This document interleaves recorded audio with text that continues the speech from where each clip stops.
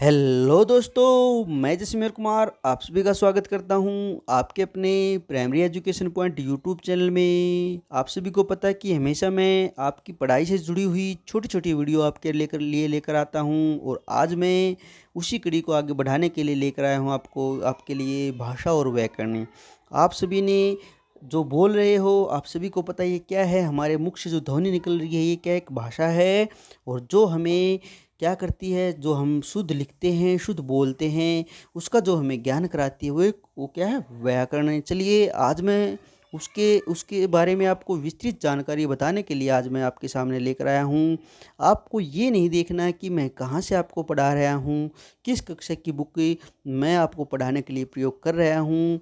देखो, आपको पढ़ाने के लिए मुझे किसी न किसी साधन की ज़रूरत होती है। मेरे पास बहुत सारे साधन नहीं हैं, इसलिए मैं किसी न किसी ऐसा साधन का आपके पढ़ाने के लिए प्रयोग करता हूँ जिससे आपकी पढ़ाई है वो आसान हो सके। आपने इस बात पर बिल्कुल नहीं जाना है कि किस कक्षा की पुस्तक है, आपने सिर्फ समझना है, क्योंकि आपको समझाने के लिए ही मैं ये कंटेंट लेकर आया हूँ। हाँ, वीडियो को या आगे पढ़ाने से पहले मैं आपसे एक बात ज़रूर कहना चाहता हूँ। यदि आपने अभी तक चैनल को सब्सक्राइब नहीं किया है तो चैनल को सब्सक्राइब कर लीजिए और बेल आइकन को दबा दीजिए, ताकि जब भी मैं आपके लिए कोई वीडियो डालूं तुरंत आपको वीडियो का नोटिफिकेशन मिल सके। चलिए हम स्टार्ट करते हैं। सबसे पहले आप आसान भाषा में समझिए, विचारों का आदान प्रदान अर्थात लेन देन ही भाषा है। विचारों का आदान प्रदान, ठीक है। आप यहाँ जैसे मैं बोल रहा हूँ और आप सुन रहे हो, और आप सुनकर क्या कर रहे हो, किसी को जवाब दे रहे हो या मुझे ही जवाब दे रहे हो, वो क्या है, आदान प्रदान, ठीक है। ऐसे ही क्या होता है, आदान प्रदान होता है या लेन देन होता है। अब लेन देन कैसे, आप सोचते हो कि लेन देन कैसे होता है बिल्कुल। जैसे आपने पत्र लिख कर दिया, ठीक है, और किसी ने उसको क्या किया, ले लिया, ठीक है। आप क्या कर रहे हो, अपने विचारों को क्या कर रहे हो, पत्र के माध्यम से क्या कर रहे हो, आप अपने विचारों को आदान प्रदान कर रहे हो, ठीक है। अब देखो, आप सोचते हो कि भाषा तो सर क्या हमारे मुख से जो ध्वनि निकलती है वही भाषा है। नहीं, आपने बिल्ली म्याऊं म्याऊं करती देखी होगी, गाय रंभाती देखी हुई होगी, और ये घोड़ा है जो हिनहिनाते हुए देखा होगा, और भी पक्षी आपको चहचहाते हुए देखे होंगे, लेकिन वो भाषा आपको समझ में नहीं आती। लेकिन है तो उन पक्षियों के लिए, उन पशुओं के लिए वो भी क्या है, एक भाषा ही है, लेकिन वे हमें समझ में नहीं आती। हमारे लिए तो भाषा वो होती है जो हमें समझ में आ जाती है। चलिए आगे बढ़ते हम। आज हमारी भाषा इतनी विकसित हो गई है कि हम अपनी बात दूसरों को समझा देते हैं, किंतु बच्चों पहले ऐसा नहीं था। देखो, आज भाषा है जो इतनी विकसित हो गई कि हम अपनी बात को दूसरों को समझा देते हैं, लेकिन पहले ऐसा नहीं था। प्राचीन काल में जब मनुष्य के पास भाषा नहीं थी तो वह संकेतों से, अलग अलग आवाज़ों, ध्वनियों से अपनी बात व्यक्त करते थे। यानी बिल्कुल ऐसे ही जैसे आप किसी के पास गए और उसकी भाषा बिल्कुल अलग है और आपकी भाषा बिल्कुल अलग है, और अगला आपसे कुछ बोल रहा है, आपको कुछ भी समझ में नहीं आ रहा है और आप अपनी भाषा उसको नहीं समझा पा रहे हो, तो वो भाषा किसी भी काम की नहीं है। तो ऐसे ही पहले जो आज के दिन हमारे पास जो ध्वनि चिन्ह होते हैं भाषा लिखने के लिए, वे पहले नहीं थे, लेकिन न ही उनका कोई रूप था। ऐसे ही चलता रहता था, अलग अलग आवाज़ों, ध्वनियों से अपनी बात व्यक्त करते थे। देखो आ गई ना वही बात कि पहले संकेतों से, अलग अलग आवाज़ों ध्वनियों से अपनी बात व्यक्त करते थे। आज भी हम हाथ के संकेतों से ट्रैफिक को नियंत्रित करते हैं। आप देखना कि जो जो शहर में जाओगे आप, चौराहे पर जो ट्रैफिक पुलिस वाला खड़ा होता है वो रुका मार मार के नहीं बताएगा आपको कि इधर जाओ इधर जाओ, नहीं, आपको हमेशा एक सीटी मुंह में होगी उसकी, और अपने हाथों के एक्सप्रेशन से, अपने हाथों के इशारे से ही आपको कहेगा चलो रुको, इधर जाओ उधर जाओ, ऐसे आपको इशारों से ही समझाएगा। परंतु बात इशारों या संकेतों से कहना तथा समझना असंभव, और धीरे धीरे आवाज़ों, ध्वनियों से कार्यों की पहचान होने लगी। देखो, अब इनसे क्या थी, बात कहना तथा समझना असंभव था। देखो, काम चला रहे थे हम, असंभव भी था लेकिन कुछ हद तक संभव भी था, क्योंकि हमारा काम चल रहा था, जैसे श, आदि। इसके बाद चिन्ह बनाए जाने लगे, फिर चित्र बनाए जाने लगे। यानी इसके बाद क्या होगा, चिन्ह आप बोलते हो, जैसे आप लिख ए बोलते हो, ए आ ई ऊ क ख, ये बोलते हो ना आप, ये चिन्ह बना दिए गए। इनके बारे में आगे हम पढ़ेंगे। आगे देखिए, आगे देखिए, आगे है, इस प्रकार धीरे धीरे क्या होने लगा, भाषा का विकास होता गया। निश्चित सामान वस्तु के लिए निश्चित शब्द बनने लगे। यानी आप देख रहे हो, कोई भी सामान है, वस्तु, उसका नाम रखने लगे, ये क्या है, उसके लिए शब्द बनने लगे, पहचाने जाने लगे। अर्थात सैकड़ों वर्षों के अथक परिश्रम के बाद भाषा का एक निश्चित स्वरूप बना। मनुष्य ही नहीं, पशु पक्षी भी अपने मन के भाव को अभिव्यक्त करते हैं, परंतु उनकी भाषा हमारी भाषा से अलग होती है। अब मैंने बताया था ना, आपने बिल्ली म्याऊं म्याऊं करती देखी होगी, पक्षी चहचहाते हुए देखे होंगे, गाय रंभाती हुई आपने सुनी होगी, और बंदर की करता हुआ आपने देखा होगा या सुना होगा। ठीक है, इसी प्रकार उनकी भाषा भी होती है, लेकिन वो हमें समझ में नहीं आती। सबकी भाषा क्या होती है, अलग अलग होती है। अर्थात मनुष्य ही ऐसा प्राणी है जो भाषा की रचना कर अपने भावों का आदान प्रदान कर सकता है। पशु पक्षियों द्वारा निकाली गई ध्वनियों को बोली कहते हैं। अब देखो, आपको यहाँ पर एक विशेष बात बताई गई है कि मनुष्य ही एक ऐसा प्राणी है जो अपनी भाषा की रचना कर भावों को आदान प्रदान कर सकता है। यानी अपने अंदर जो भाव हैं वो एक दूसरे के साथ शेयर कर सकता है। पशु पक्षियों द्वारा निकाली गई ध्वनियों को बोली कहते हैं। अब जो पशु पक्षी हैं उनके द्वारा जो निकाली गई हैं ध्वनियाँ बोली कहते हैं। आगे इसके बारे में विस्तृत जानकारी लेंगे। अब देखो, अब आप भाषा के बारे में समझ ही गए होंगे कि भाषा है जो क्या है। भाषा विचारों के आदान प्रदान का माध्यम है। यानी एक ऐसा साधन है जिसके द्वारा हम अपने विचारों का आदान प्रदान करते हैं। यानी भाषा एक ऐसा साधन है जिसके द्वारा हम अपने विचारों का आदान प्रदान करते हैं, चाहे हम लिख कर करें या हम बोल कर करें। ठीक है, यहाँ से आपकी भाषा की परिभाषा बन जाएगी, और आगे भी मैं आपको इसकी विस्तृत परिभाषा ज़रूर बताऊंगा। अब आगे देखिए, आगे बताया गया है कि भाषा के दो रूप होते हैं। भाषा के कितने रूप होते हैं, दो रूप होते हैं। कौन कौन से, अब देखो, हम बोलकर या लिखकर अपने विचार प्रकट करते हैं। इस प्रकार भाषा के दो रूप हमारे सामने आते हैं। पहले आता है मौखिक भाषा, फिर होता है लिखित भाषा। यानी भाषा के दो रूप होते हैं, मौखिक भाषा और लिखित भाषा।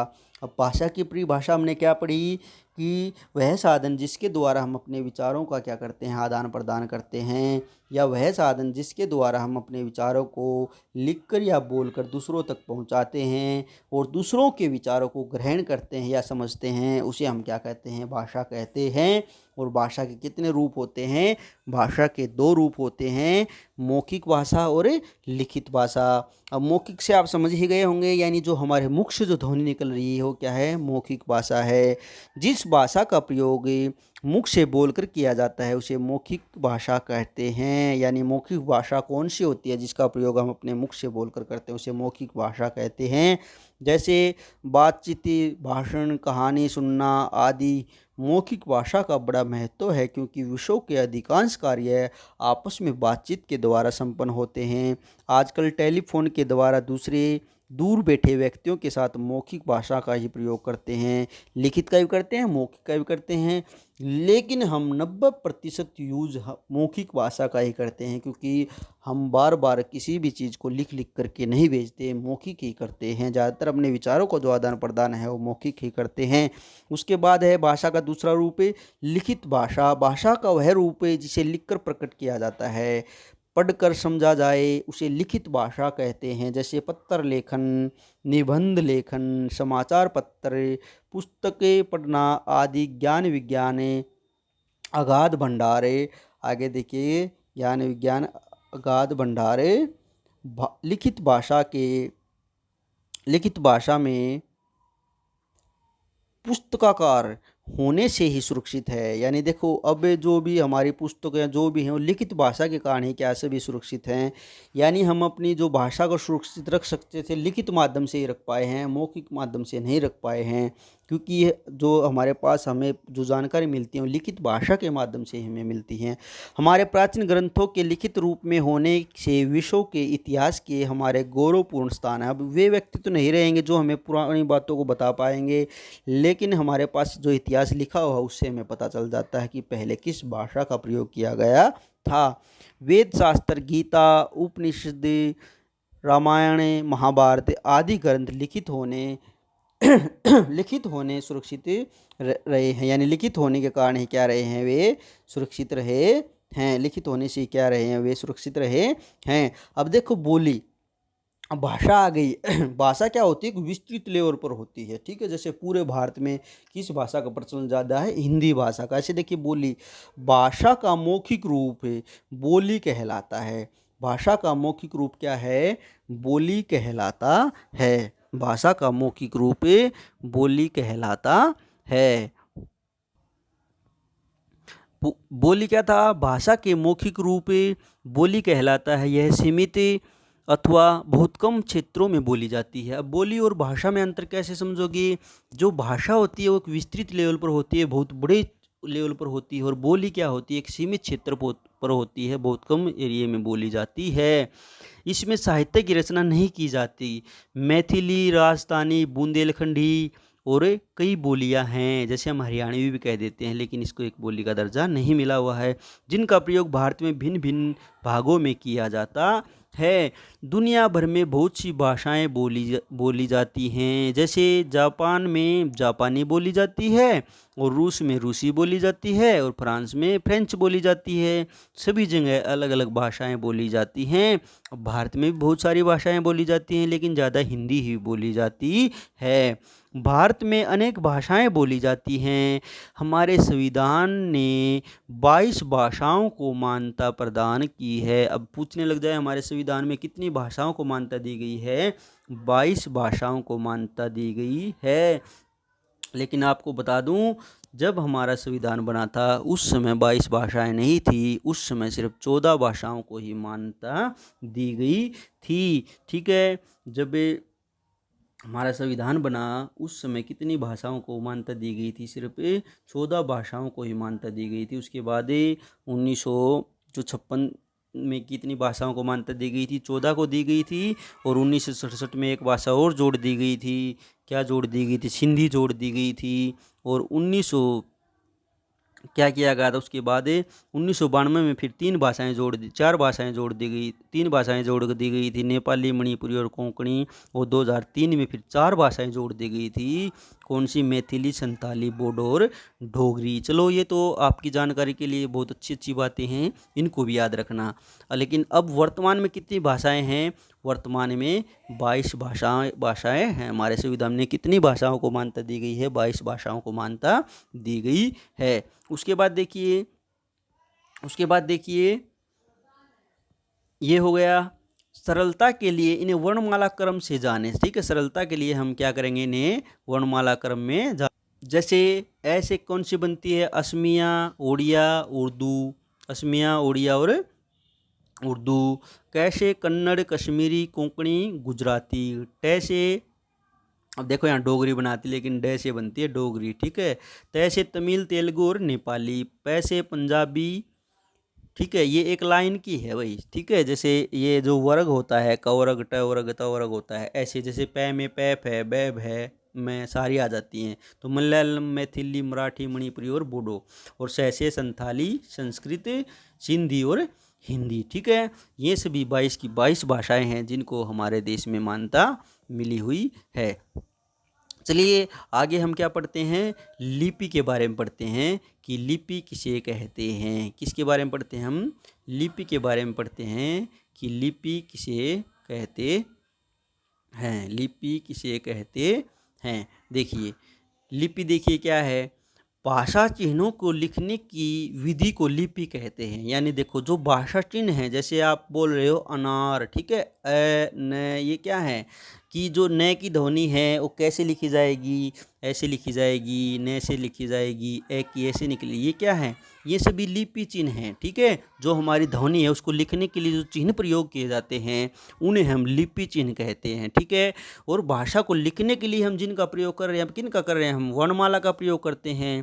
ठीक है, जैसे हम ABCD है, ठीक है, ये अल्फ़ाबेट है, ये किसके हैं, ये अंग्रेजी के अल्फ़ाबेट हैं। इनके द्वारा हम क्या करते हैं, जो इंग्लिश लैंग्वेज हो लिखते हैं, और जो हिंदी की वर्णमाला है उसके द्वारा हम क्या करते हैं, हमारी जो हिंदी भाषा है या संस्कृत भाषा है उसको लिखते हैं। आगे देखिए, अब प्रत्येक भाषा की अपनी विशेष लिपि होती है। प्रत्येक भाषा की क्या होती है, अपनी विशेष लिपि होती है। जैसे हिंदी भाषा, ये आपने याद रखनी है, सभी बच्चों ने ये याद भी करनी है कि हिंदी की क्या है, देवनागरी है। पंजाबी की क्या है, गुरुमुखी है। संस्कृत की क्या है, देवनागरी है। गुजराती की क्या है, देवनागरी है। ठीक है, आपको हिंदी, पंजाबी और संस्कृत, अब देखो हिंदी, हिंदी की क्या लिपि है, देवनागरी है। हिंदी की लिपि क्या है, देवनागरी। पंजाबी क्या है, गुरुमुखी है। और संस्कृत की क्या है, देवनागरी है। क्योंकि देखो जिनकी देवनागरी है यानी जो वर्णमाला होती है उसी का प्रयोग हम इनको लिखने के लिए करते हैं। अंग्रेजी की क्या है, रोमन है। अंग्रेजी की क्या है, रोमन है। आजकल आप रोमन जो लिपि है उसका बहुत अधिक प्रयोग करते हो। ठीक है, जैसे आप मैसेज भेजते हैं ना व्हाट्सएप पे, आज क्या कर रहे हो, आप ऐसे लिख के भेजते हो, आज क्या कर रहे हो। ठीक है, ये क्या कर रहे हो, आप रोमन में लिख रहे हो। उसके बाद देखिए, उर्दू की क्या है, फारसी है। मराठी की क्या है, देवनागरी। अब देखो हिंदी की, संस्कृत की और गुजराती की और मराठी की क्या है, देवनागरी। सभी की लिपि देवनागरी है। और बाकी सब की क्या है, जैसे फ्रांसीसी है, अंग्रेजी है, उर्दू है, इनकी अलग अलग लिपियाँ हैं। अब देखिए, यदि हमें विभिन्न भाषाओं में भारत शब्द लिखना है तो उसको लिखने के लिए अलग अलग ढंग से इस प्रकार से होंगे। जैसे हिंदी में जो लिपि है देवनागरी में लिखेंगे तो ऐसे भारत लिखा जाएगा, और अंग्रेजी में लिखोगे तो ऐसे भारत लिखा जाएगा। अब ये तो रोमन में लिखा गया और ये देवनागरी में लिखा गया। ठीक है, जैसे आप, मैंने बता रहा हूँ, आजकल आप व्हाट्सएप पे मैसेज डालते हो वो सभी आप आजकल रोमन में ही लिख कर डालते हो। उसके बाद देखिए, लिपि अर्थात भाषा के लिखित रूप द्वारा किसी भी भाषा के साहित्य को अमूल्य धरोहर के रूप में सुरक्षित रखा जा सकता है। यानी किसी भी भाषा के, किसी भी के साहित्य को अमूल्य रूप में सुरक्षित कैसे रखा जा सकता है, उसको लिख करके ही सुरक्षित रखा जा सकता है। जैसे हमें पहले की बातों के बारे में या पहले क्या कुछ हुआ, कैसे हुआ, उस सब के बारे में हमें लिपि के थी, जो जो भाषा लिखी गई थी उसके द्वारा हमें पता चलता है। आगे देखिए, आगे विशेष में क्या है बच्चों, आप जानते हैं कि हिंदी भाषा की राजभाषा कब बनी, हिंदी भारत की राजभाषा कब बनी। 14 सितंबर 1949 को जो हिंदी है वो भारत की राजभाषा बनी। अब आपसे पूछने लग जाए भारत की राजभाषा क्या है, हिंदी है। हिंदी भाषा भारतीय संविधान में राजभाषा के रूप में स्वीकार किया गया, तभी से पूरे भारत में 14 सितंबर का दिन हिंदी दिवस के रूप में मनाया जाता है। आपसे पूछने लग जाए कि हिंदी दिवस के रूप में किस दिन मनाया जाता है, 14 सितंबर को हम हिंदी दिवस के रूप में मनाते हैं। उसके बाद चलिए, हम, आप जो पढ़ रहे हो, आप अब व्याकरण ही पढ़ रहे हो, और वही अब आ गया कि व्याकरण किसे कहते हैं।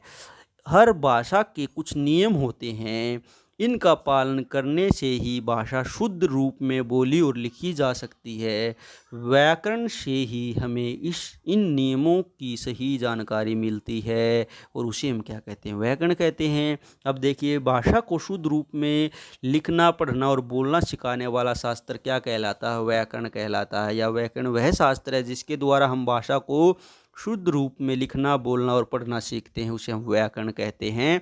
अब पूछने लग जाए कि व्याकरण के कितने अंग होते हैं, आपसे पूछने लग जाए कि व्याकरण के कितने अंग होते हैं, तो व्याकरण के बच्चों 4 अंग होते हैं, लेकिन यहाँ पर दिया गया है 3, लेकिन मैं कहता हूँ 4 होते हैं। वर्ण विचार, शब्द विचार, वाक्य विचार, और जो 4 होता है वो होता है पद विचार। क्या होता है, पद विचार। ठीक है, व्याकरण के 4 अंग होते हैं, वर्ण विचार, पद विचार, सॉरी, वर्ण विचार। देखो, वर्ण विचार आप सबसे पहले स्कूल में आते तो क्या सीखते हो? एन आर, आ आम, ई इमली, यही सीखते हो ना। वे क्या होते हैं? वर्ण होते हैं। उसके बाद ये आने के बाद आप क्या सीखते हो? शब्द सीखते हैं। जैसे टीचर आपको बोलता है बेटा लिखो कै जमा में ले, ठीक है, कै धन ले कल्ले, मैं धन ले, ठीक है, मल्ले, घै धने रे घर, ये सभी लिखना सीखते हो। उसके बाद आप वाक्य बनाना सीख जाते हो। जैसे टीचर बोलता है सोहन घर जा, इधर आ, बाजा बजा, आपको छोटे छोटे वाक्य सिखाता है। उसके बाद पद, यानी जो वाक्य होते हैं उसमें जो शब्द प्रयोग किए गए हैं वे होते हैं पद, ठीक है। आप सभी ने 3 अंग नहीं याद रखने हैं। जो भाषा व्याकरण होती है उसके 4 अंग होते हैं। जो जो जो फोर्थ है वो कौन सा होता है? पद विचार, ठीक है। जो वाक्य के अंदर जो प्रयोग किए गए जो शब्द वे होते हैं पद।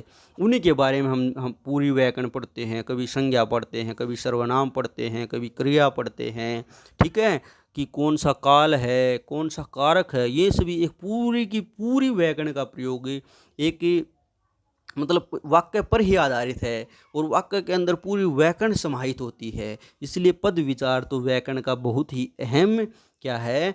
अहम भाग है। तो इसको हमें भूलना नहीं चाहिए। व्याकरण के जब भी लिखो 4 अंग होते हैं, वर्ण विचार, शब्द विचार, वाक्य विचार, ठीक है। उसके बाद देखिए, उसके बाद यहाँ पर आओ दोहराएं, कुछ रिवीजन कर लेते हैं हम। जैसे देखिए यहाँ पर क्या है? सभ्यता के विकास के साथ साथ भाषा का विकास हुआ, बिल्कुल हुआ। भाषा के 2 रूप होते हैं, मौखिक और लिखित होते हैं। भाषा के 4 कौशल होते हैं, बोलना, सुनना, लिखना और पढ़ना, ठीक है। सबसे पहले क्या आता है? बोलना, सुनना, लिखना और पढ़ना। लेकिन देखो यहाँ पर सही क्रम में लगाएंगे। सबसे पहले सुनना, फिर बोलना, फिर पढ़ना और लिखना। लिखना सबसे बाद में सीखते हैं, पहले तो हम क्या करते हैं? सुनते हैं, ठीक है। फिर बोलना, अब छोटा, आप बिल्कुल जन्म लेते हो सबसे पहले क्या करते हो? आप सुनते हो, फिर आराम आराम से बोलना शुरू करते हो, ठीक है। फिर आप पढ़ना तो सीख जाते हो, लेकिन लिखने में आपको दिक्कत आती है, फिर आप क्या करते हो? लिखना सीख जाते हो। तो भाषा के 4 कौशल हैं। भाषा का मौखिक रूप को क्या कहते हैं? बोली कहते हैं। यानी जो बोली है उसका लिखित रूप नहीं है। बोली का क्षेत्र सीमित है, बोली में साहित्य नहीं लिखा जाता। भाषा जिस रूप में लिखी जाती है उसे लिपि कहते हैं। यानी जिस रूप में जो भाषा लिखी जाती है उसे लिपि कहते हैं। प्रत्येक भाषा की अपनी विशेष लिपि होती है। आगे है, भाषा को शुद्ध रूप में लिखना, पढ़ना और बोलना सिखाने वाला शास्त्र क्या कहलाता है? व्याकरण कहलाता है। चलिए अब हम इससे जुड़ा हुआ कुछ अभ्यास कर लेते हैं। आप कहीं से भी किसी भी बुक में इस पाठ से जुड़ा हुआ अभ्यास आराम से कर सकते हैं। आपको कहीं पर भी कोई भी दिक्कतें नहीं आएगी। लेकिन यहाँ पर मैं कुछ अभ्यास आपके लिए लेकर आया हूँ। अगर आपने ध्यानपूर्वक पाठ को पढ़ा है, अगर आप वीडियो को अंत तक देखोगे तो आपको अच्छी तरह से तीनों परिभाषाएं, व्याकरण, लिपि, ठीक है, भाषा और व्याकरण कि भाषा के कितने रूप होते हैं, व्याकरण के कितने अंग होते हैं, ये सभी अच्छी तरह से आपको समझ में आ जाएंगे। किस भाषा की कौन सी लिपि होती है और बोली क्या होती है। अगर आपने पूरा वीडियो देखोगे और ध्यानपूर्वक सुनोगे तो आपको ज़रूर ही समझ में आएगा, और आपको कहीं से भी किसी भी बुक्स में आपको इस पाठ से संबंधित अभ्यास मिल जाएगा, तो आप उसको आराम से कर लेंगे। चलिए यहाँ पर सबसे पहले देखते हैं हम। सबसे पहले क्या है? कौन सा उदाहरण मौखिक भाषा का? भाषण, देखो सीधी बात है, भाषण बोल रहे हैं, मौखिक भाषा का उदाहरण है, उत्तर तो यही होगा। लेकिन बैंक का चेक, पत्र, समाचार, ये सभी लिखित भाषा में होते हैं। ये सभी मौखिक भाषा का उदाहरण नहीं है, ये सभी लिखित भाषा का उदाहरण हैं। उसके बाद देखिए, उसके बाद क्या है? लिपि। उसके बाद क्या है? लिपि कहते हैं भाषा के शुद्ध प्रयोग को, मौखिक भाषा को नहीं। भाषा चिन्हों को लिखने की जो विधि होती है उसको हम लिपि कहते हैं। क्या कहते हैं? लिपि कहते हैं। अब गुरुमुखी किसकी भाषा की लिपि है? गुरुमुखी किसकी है? हिंदी की देवनागरी है, अंग्रेजी की रोमन है, संस्कृत की भी क्या है? देवनागरी है। तो पंजाबी की क्या है? गुरुमुखी है। आगे देखिए, हिंदी भाषा, अब यहाँ सही गलत बताना है हमने। हिंदी भाषा की लिपि गुरुमुखी है? हिंदी भाषा की गुरुमुखी नहीं है। हिंदी भाषा की लिपि है देवनागरी। हिंदी हमारी राजभाषा है, बिल्कुल हमारी राजभाषा है। लिपि में साहित्य लिखा जाता है, बिल्कुल जो लिपि होती है उसी के माध्यम से हम भाषा का लिखित रूप लिखते हैं। व्याकरण हमें केवल अशुद्ध नहीं, हमें शुद्ध की भाषा का ज्ञान कराती है, ठीक है। ये भी क्या है? गलत है, ठीक है। ये दोनों भी क्या है? सही हैं, और जो पहला है वो क्या है? गलत है। उसके बाद बताइए, निम्नलिखित भाषा का मौखिक रूप प्रकट होता है या लिखित रूप? रेडियो में गीत सुनते हो आप, ठीक है, रेडियो में गीत सुनते हो, क्या मौखिक सुन रहे हो आप।